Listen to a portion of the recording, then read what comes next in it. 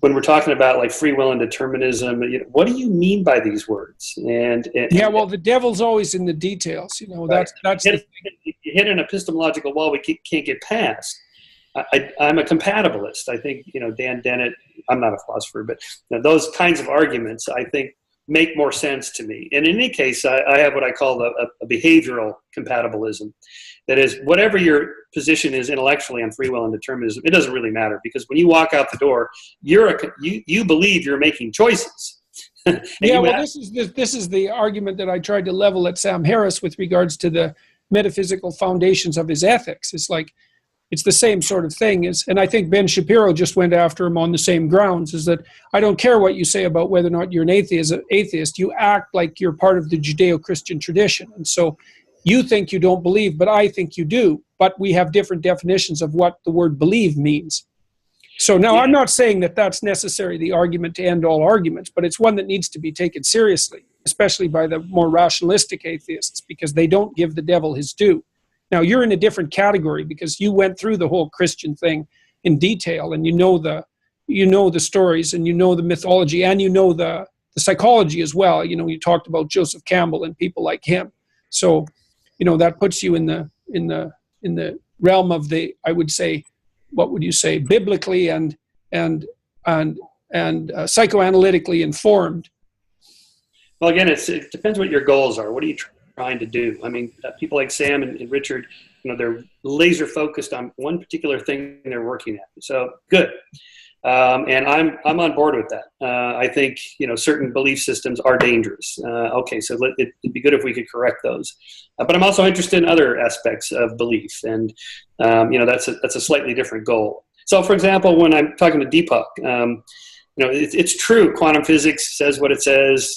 Okay, but at some level, I say, Deepak, what's the actionable take home? Why does this? Okay, so let's say the world is completely determined, and right down to the last synaptic connection, the particles, whatever, and I really have no choice. Yeah, but so what? I still have to choose to go to work tomorrow, as I tell Deepak, my mortgage is still due next Tuesday. So even if none of this matters, or it's all empty space, or it's all consciousness, so what? Yeah, well, that is. I still have to act in the world. I have to act in the world in a way as if I'm making choices, as if I'm responsible for my actions, because I am. Yeah, well, I would also say in relationship to that, there isn't any evidence to me that we've been able to determine how to build a functional society without building those axioms into the substructure of the society. Free will and responsibility. So maybe they don't exist, but if we don't build societies that assume they exist, the societies become unstable unbelievably rapidly. And to me, that's a kind of evidence that they do exist.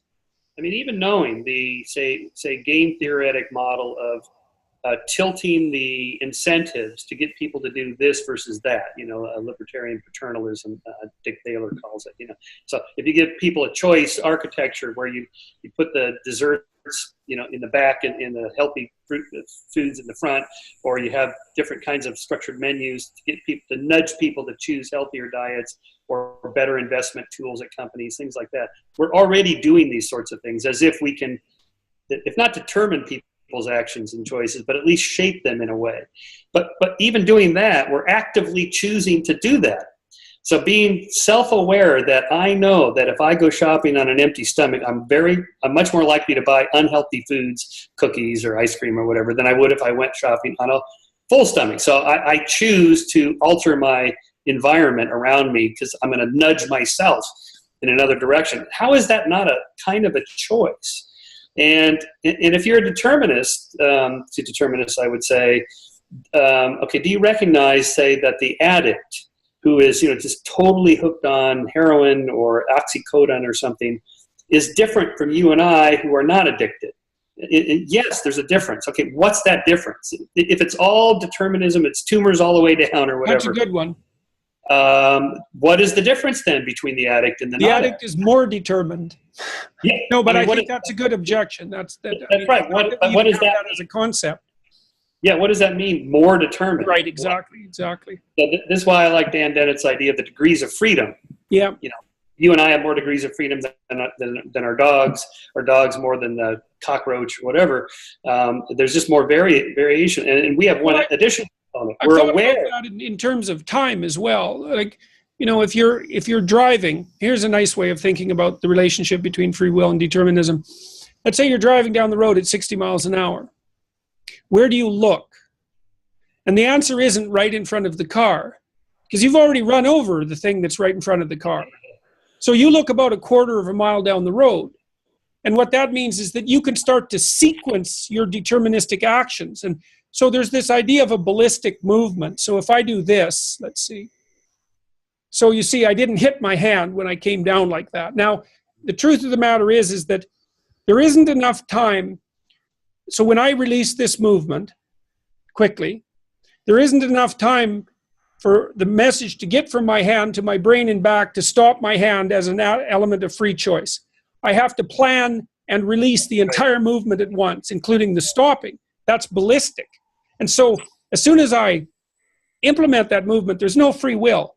It's like the space that I have choice over has collapsed into a deterministic world. But I think what we do is we look out in the future far enough so that we can sequence our choices and they collapse into determinism as we implement them. It's something like that. And I think that works neurologically too. If you look at how action patterns actually manifest themselves in the brain, it does seem to be something akin to that. That's why I don't make much out of the Libet experiments, for example. Right. Well, Libet himself was a compatibilist. He did not believe in complete determinism. Pinker put it this way in The Blank Slate, that you are part of the causal net of the universe, but you're part of it, and you're making choices that further determine the universe, but they're still your choices, so you are morally accountable for them. I do think the law has evolved nicely along these lines, along the sort of shades of gray, or the... Yeah, I think so too. The law, if you intended to kill somebody versus doing it in an act of rage because, it was just on spur of the moment, you caught your spouse, and you lose your temper, that's different from that. If we find out that for weeks you were plotting this to kill your spouse or whatever, right, you're going to get a different kind of penalty, and that matches neuroscience pretty well. Yeah, I think so. Certain things we have more or less control over. So again, more deterministic versus less deterministic. What are you talking about there? You're talking about degrees of freedom. Now, determinists don't like the word freedom. Okay, call it something else. You have more degrees of something, of options in the choice. Well, whatever you end up with as a synonym eventually ends up meaning freedom. Well, I think so. Yeah.